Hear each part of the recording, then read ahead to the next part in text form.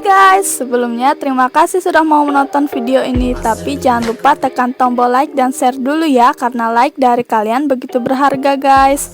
Jadi kali ini kami membuat video tentang vitamin, mineral, dan hormon. Tapi sebelum masuk materi, yuk kenalan dulu sama kelompok 1.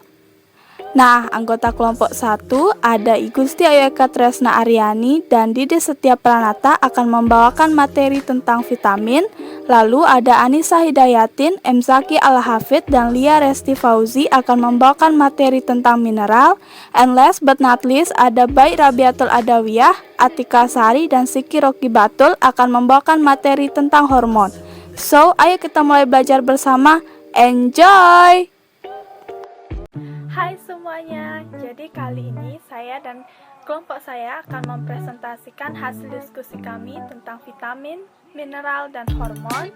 Tetapi sebelumnya izinkan saya berterima kasih kepada Tuhan Yang Maha Esa dan ibu dosen kami yaitu Ibu Dahlia telah mengizinkan kami dan memberi kesempatan kami untuk mengerjakan tugas ini sehingga dapat selesai dengan baik. Jadi materi yang pertama yaitu vitamin yang akan dijelaskan oleh saya dan rekan saya Dide Setia Pranata. Jadi vitamin adalah dalam bahasa Inggris yaitu vital, amin. Vitamin adalah sekelompok senyawa organik amina berbobot molekul kecil yang memiliki fungsi vital dalam metabolisme setiap organisme yang tidak dapat dihasilkan oleh tubuh. Jadi si vitamin ini berarti bukan berasal dari tubuh. Dan tubuh juga tidak dapat memproduksi vitamin, melainkan vitamin ini yaitu berasal dari luar tubuh. Dan selanjutnya, vitamin di sini memiliki peranan spesifik di dalam tubuh dan dapat pula memberikan manfaat kesehatan. Bila kadar senyawa ini tidak mencukupi di dalam tubuh, maka dapat mengalami suatu penyakit. Tubuh hanya memerlukan sedikit saja kandungan vitamin. Tetapi jika kebutuhan ini diabaikan, maka metabolisme di dalam tubuh kita akan terganggu karena fungsinya tidak dapat digantikan oleh senyawa lain. Dan gangguan kesehatan ini dikenal dengan istilah avitaminosis. Di sini terdapat 13 jenis vitamin yang dibutuhkan oleh tubuh untuk dapat bertumbuh dan berkembang dengan baik. Vitamin tersebut antara lain yaitu vitamin A, C, D, E, K, dan B. Dan saya akan membahas satu persatu vitamin tersebut. Vitamin dibagi lagi menjadi dua. Yang pertama ada vitamin larut air dan vitamin larut lemak. Dan saya akan membahas tentang vitamin larut air. Vitamin larut air terdiri dari vitamin B dan vitamin C. Vitamin B pun terdiri dari berbagai macam jenis. Jadi saya akan menjelaskan satu persatu. Vitamin B terdiri dari berbagai macam jenis. Yang pertama ada vitamin B1 atau nama lainnya anerin atau tiamin.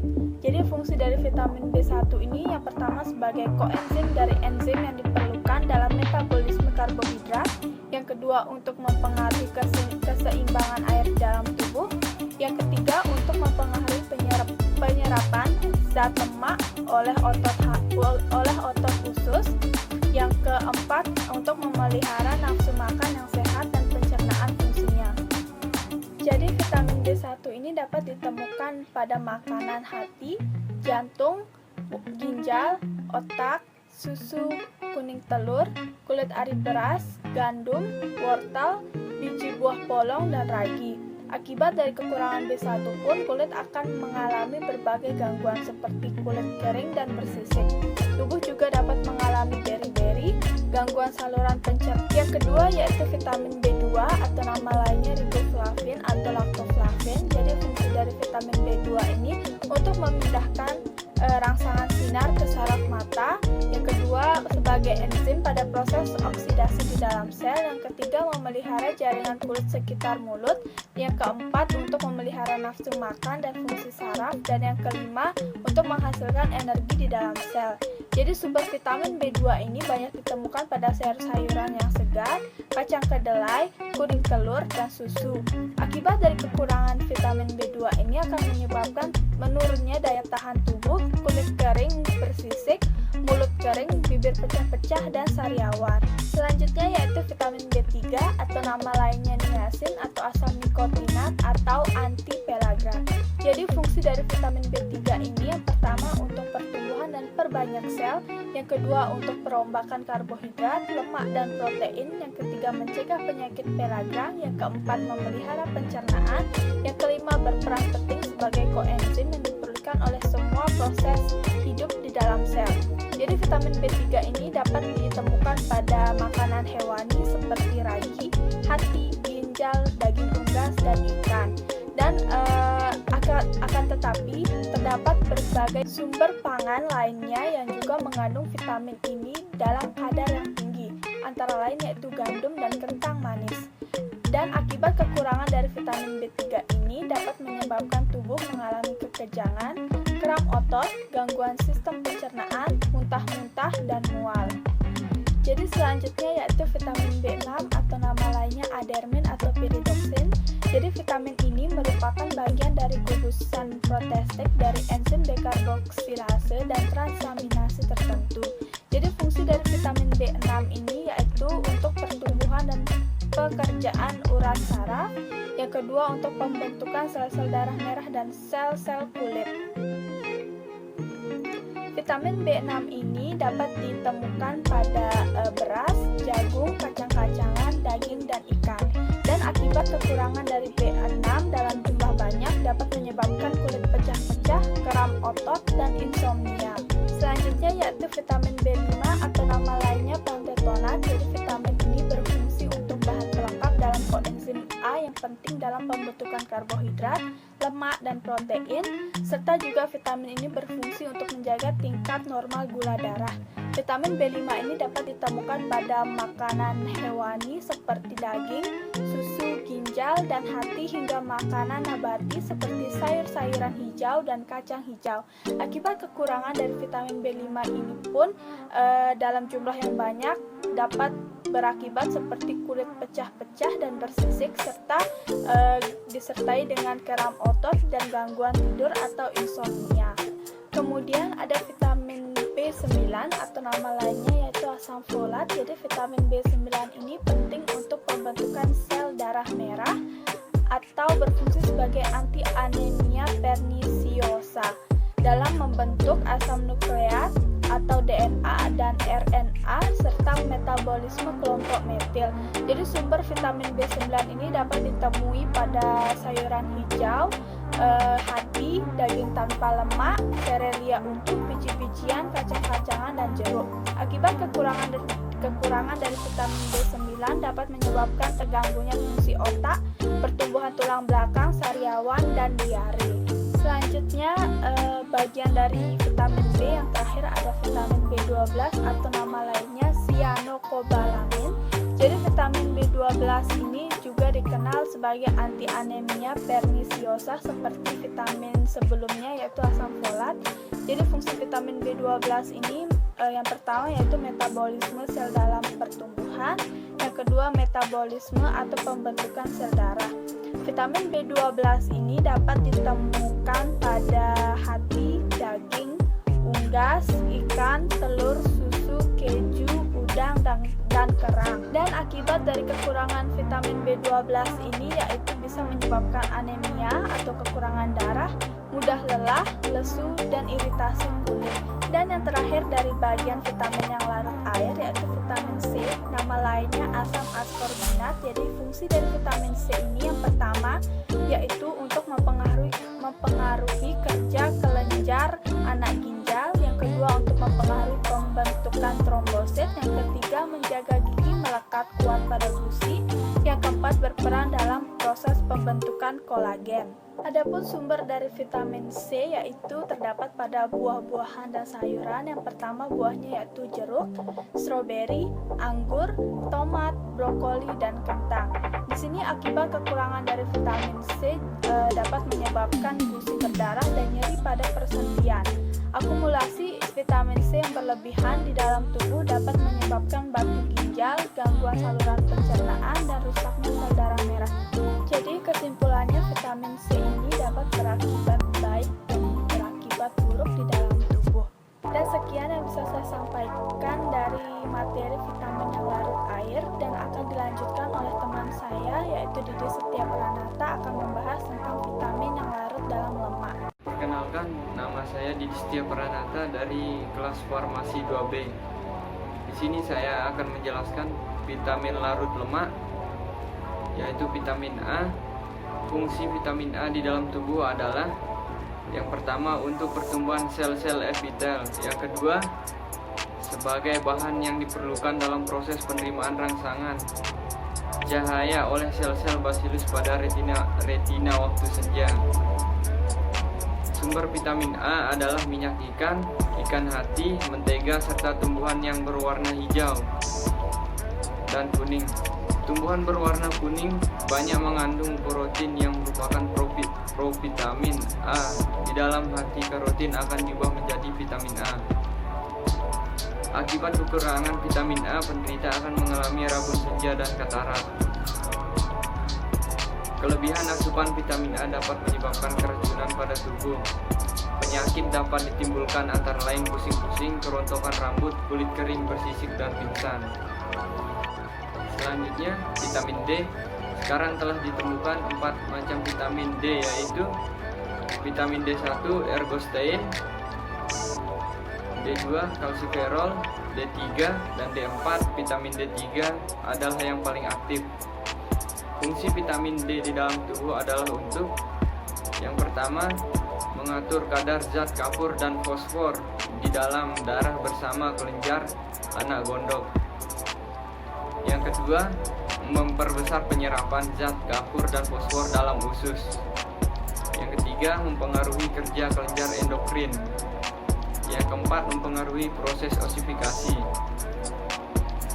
Sumber vitamin D adalah minyak ikan, mentega, kuning, telur susu, dan ragi. Akibat kekurangan vitamin D, dia akan mudah mengalami kerusakan dan otot pun akan mengalami kekejangan. Kelebihan vitamin D dapat menyebabkan tubuh mengalami diare, berkurangnya berat badan, muntah-muntah, dan dehidrasi berlebihan. Selanjutnya, vitamin E, tocopherol.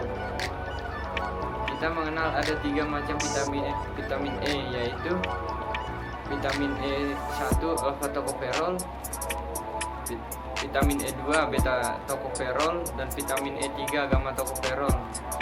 Fungsi vitamin E di dalam tubuh adalah untuk yang pertama membantu proses pembelahan sel, yang kedua mencegah pendarahan pada ibu yang sedang hamil, serta mencegah keguguran. Vitamin E banyak terdapat pada susu, lemak, daging, kecambah kacang hijau, hati, ginjal, dan kuning telur. Akibat kekurangan vitamin E dapat menyebabkan gangguan kesehatan yang fatal bagi tubuh, antara lain kemandulan bagi pria maupun wanita. Selain itu, saraf dan otot akan mengalami gangguan yang berkepanjangan. Yang terakhir, vitamin K. Vitamin K dapat dibentuk oleh tubuh sendiri dengan bantuan bakteri usus besar, Escherichia coli. Fungsi vitamin K adalah untuk membentuk protombolin di dalam hati. Zat ini penting dalam proses pembukuan darah. Sumber vitamin K yaitu susu, kuning telur, dan sayuran segar yang merupakan sumber vitamin K yang baik bagi pemenuhan kebutuhan di dalam tubuh.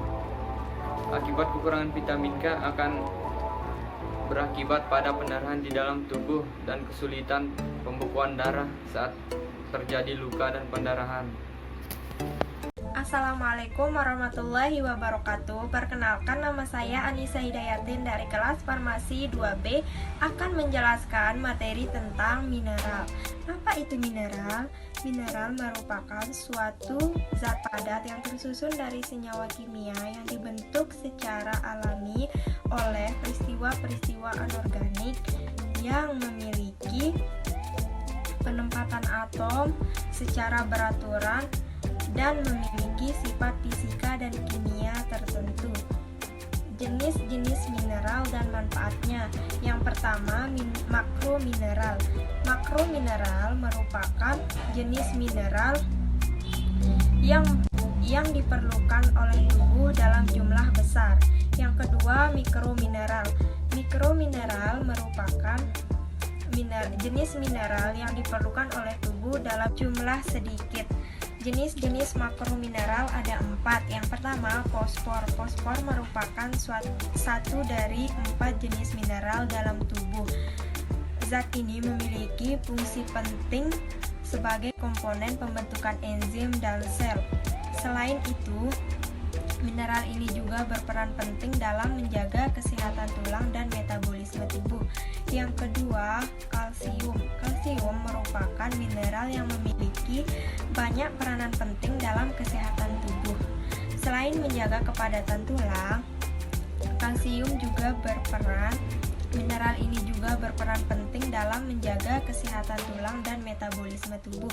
Yang kedua, kalsium. Kalsium merupakan mineral yang memiliki banyak peranan penting dalam kesehatan tubuh.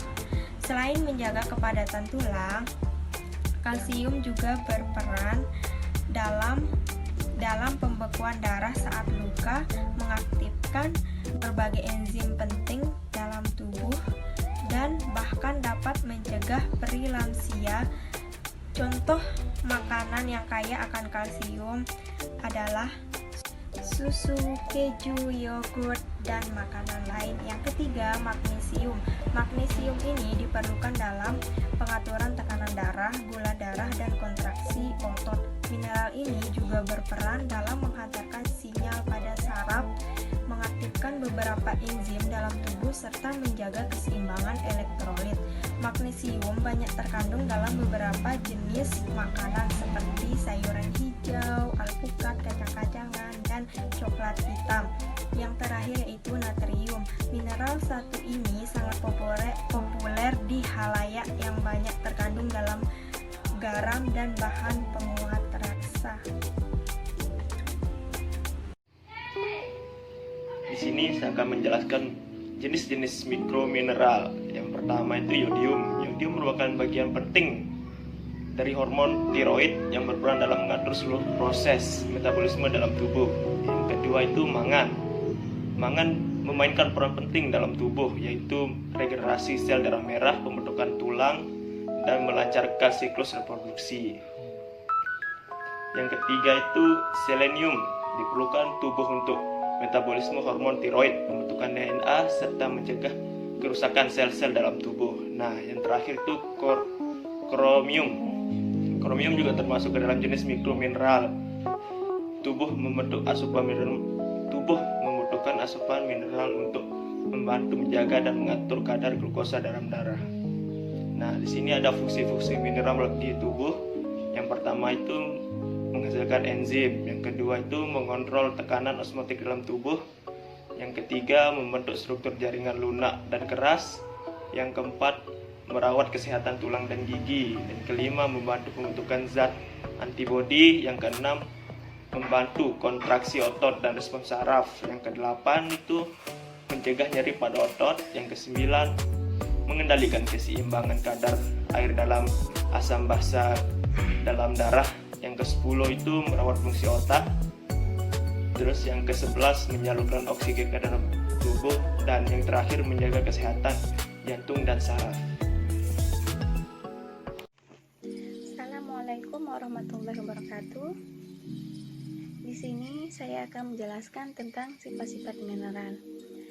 Adapun sifat-sifat mineral, yang pertama yaitu struktur atau form.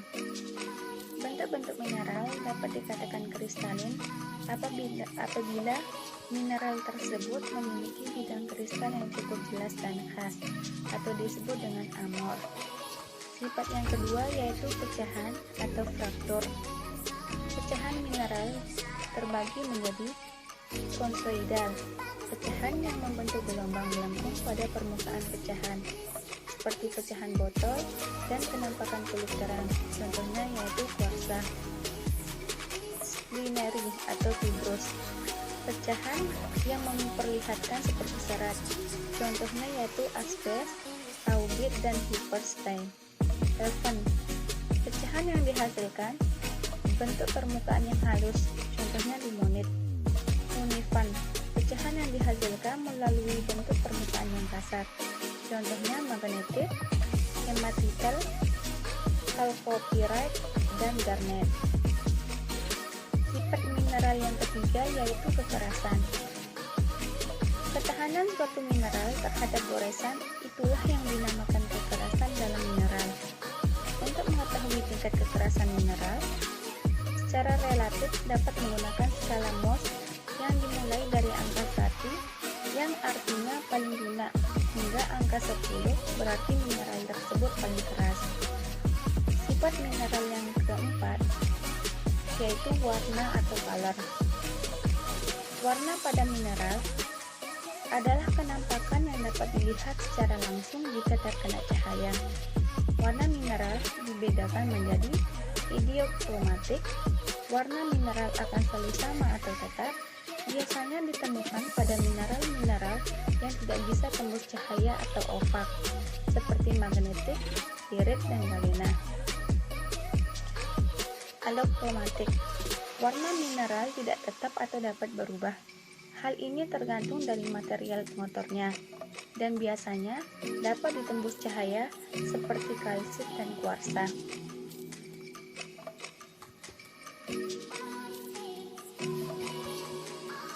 Sifat dari mineral yang kelima yaitu serat atau strek.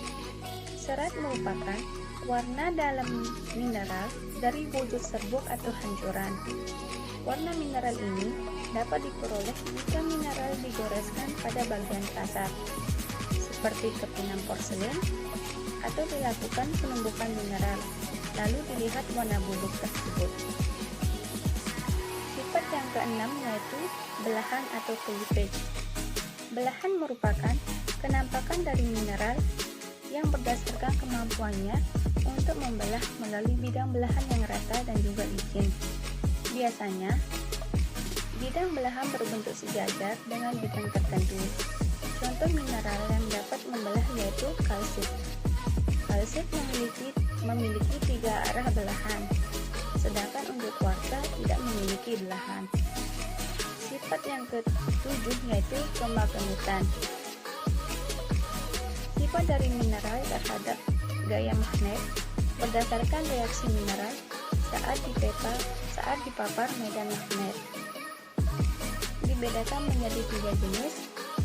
Yang pertama, ferromagnetik.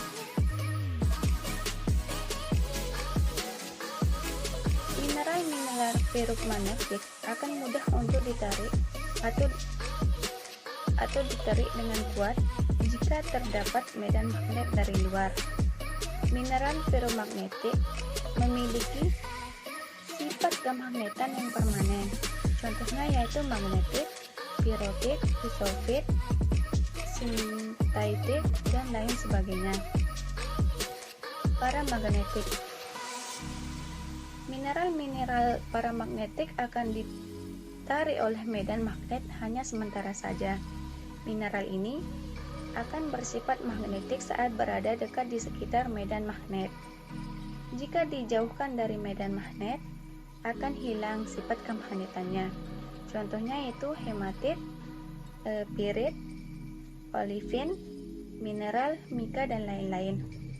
Diamagnetik. Mineral-mineral yang tidak akan tertarik oleh medan magnet. Mineral diamagnetik sebenarnya sedikit menolak medan magnet. Dan yang termasuk mineral ini yaitu sulfur, kuarsa, kalsite, ortoklas, gipsum, tal, intan, dan lain-lain. Sifat mineral yang terakhir yaitu sifat dalam atau tenacity. Merupakan sifat fisik mineral saat kita mematahkan, menghancurkan, membengkokkan, memotong atau mengiris. Dan yang termasuk ke dalam sifat dalam yaitu rapuh, mudah hancur namun bisa terpotong, kuarsa, pirit, dan kalsit. Mudah ditempa, bisa ditempa menjadi lapisan tipis, emas, dan tembaga. Dapat diiris, mampu diiris dengan pisau. Hasil irisan sangat rapuh atau gipsum. Fleksibel. Mineral dalam bentuk lapisan tipis, mampu dibengkokkan tanpa patah. Namun jika sudah bengkok, tidak dapat kembali ke bentuk semula seperti tak dan selenit. Plastik. Mineral dalam bentuk lapisan tipis, Saat dibengkokkan dapat kembali ke bentuk semula jika dihentikan tekannya atau muskofit. Hormon berasal dari bahasa Yunani yaitu horman yang artinya yang menggerakkan. Hormon adalah senyawa organik yang dihasilkan oleh kelenjar endokrin. Kelenjar endokrin disebut pula sebagai kelenjar buntu karena tidak memiliki saluran tersendiri. Sekresi kelenjar endokrin disebut sebagai sekresi internal. Hormon yang dihasilkan dikembalikan ke darah dan beredar mengikuti aliran darah. Di dalam tubuh manusia terdapat 9 kelenjar endokrin yang berfungsi menghasilkan hormon, yaitu hipotalamus, pituitari, pineal, tiroid, paratiroid, kelenjar adrenal, pankreas, ovarium pada wanita, dan testis pada laki-laki. Hipotalamus terletak di otak depan dan berfungsi penting dalam pengaturan homeostasis. Hipotalamus mempunyai sel-sel saraf khusus yang memproduksi neurohormon. Hormon yang dihasilkan hipotalamus meliputi pertama hormon pencetus kortikotropin atau kortikotropic releasing factor, berfungsi merangsang lobus anterior hipofisis agar mensekresi adenocorticotropic hormon.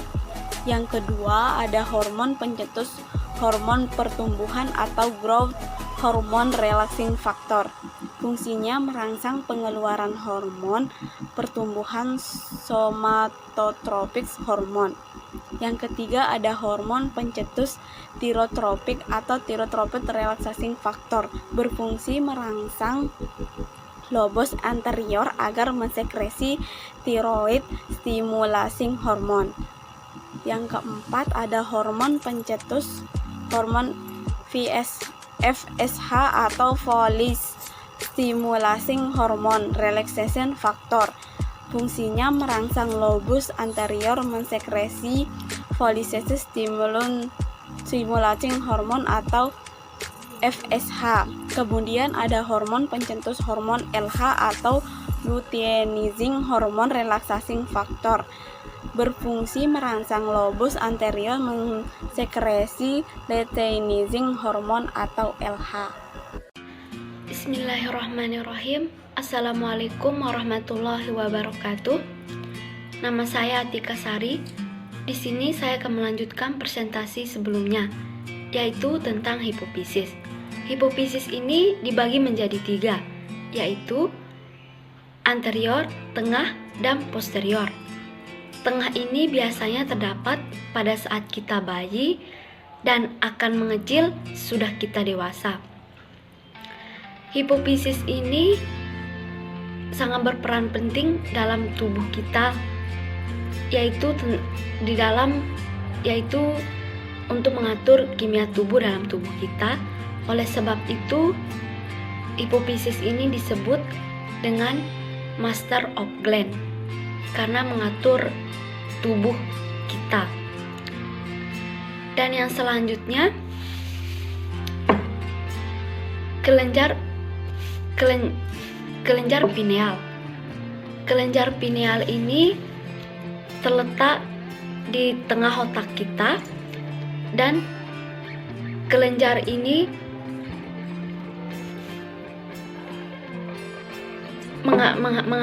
menghasilkan hormon melatonin. Konsentrasi melatonin dalam darah naik turun sesuai dengan diurnal. Kadar melatonin paling banyak terdapat pada saat malam hari, oleh sebab itu mengakibatkan kita mengantuk, dan akan sedikit pada siang hari dan menyebabkan kita tidak terlalu mengantuk, tidak seperti pada saat malam hari, disebabkan melatonin pada saat malam hari itu banyak dan pada saat siang hari itu melatoninnya sedikit. Yang selanjutnya, kelenjar tiroid atau kelenjar gondok. Terdiri dari 2 lubus, yaitu trakea kanan dan trakea kiri. Sekresi kelenjar tiroid diatur oleh hormon yang bernama titrotropik. Kelenjar ini menghasilkan hormon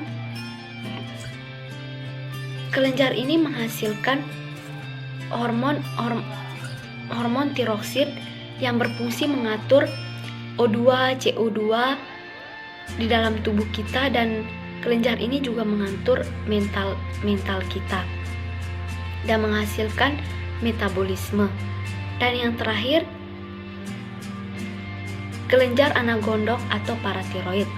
Kelenjar ini berada di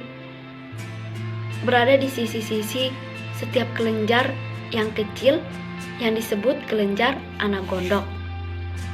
Kelenjar ini menghasilkan hormon paratiroid. Selain itu, kelenjar ini berfungsi untuk mengatur kandungan ion fosfat dalam tubuh, ion kalsium,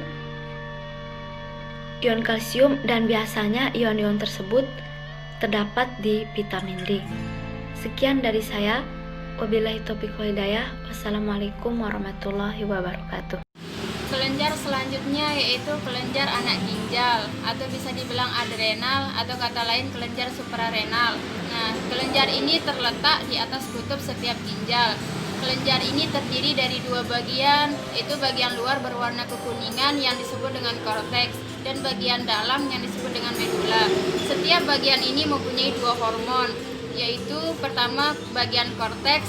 Hormon pada bagian korteks ini bernama hormon glukokortikoid atau kortisol atau bisa dibilang kortikosteron. Nah, hormon ini berfungsi untuk menurunkan metabolisme hidrat arang dan lemak, dapat meningkatkan metabolisme protein dan lemak serta mengurangi kekebalan.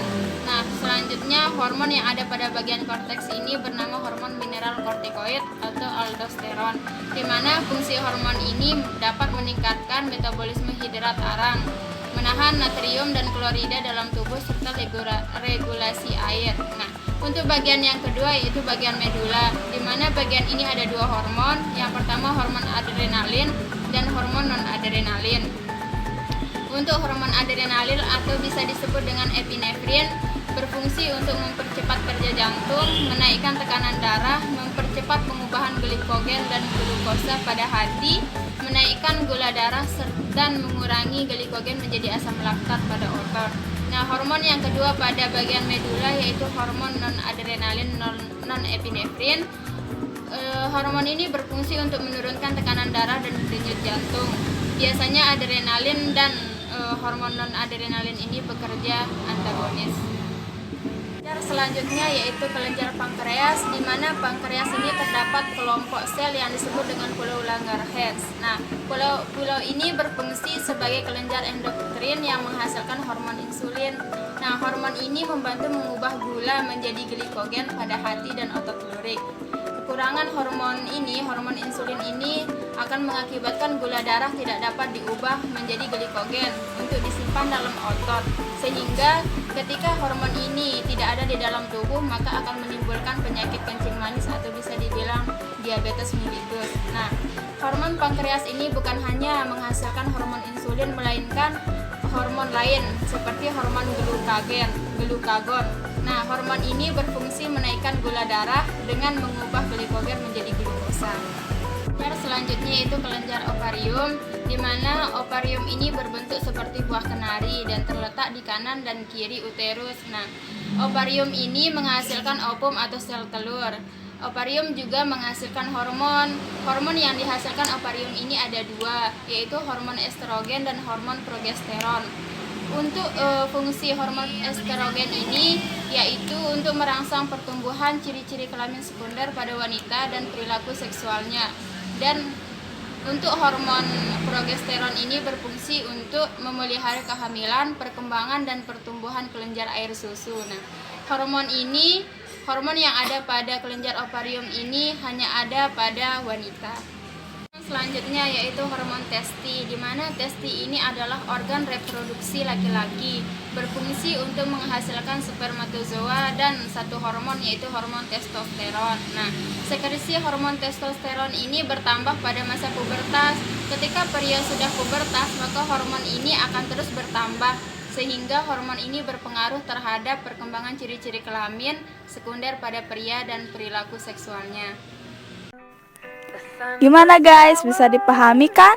Jadi kesimpulannya, tubuh sangat memerlukan vitamin dan mineral untuk tubuh dapat bertumbuh dengan baik, sedangkan hormon adalah bagian penting dari tubuh kita. Yap, cukup sekian penjelasan dari kami. Jika banyak kurangnya mohon dimaafkan karena kami juga masih belajar. Terima kasih sudah menonton hingga akhir. You are the best. See you soon. Calling on Mondays overdue.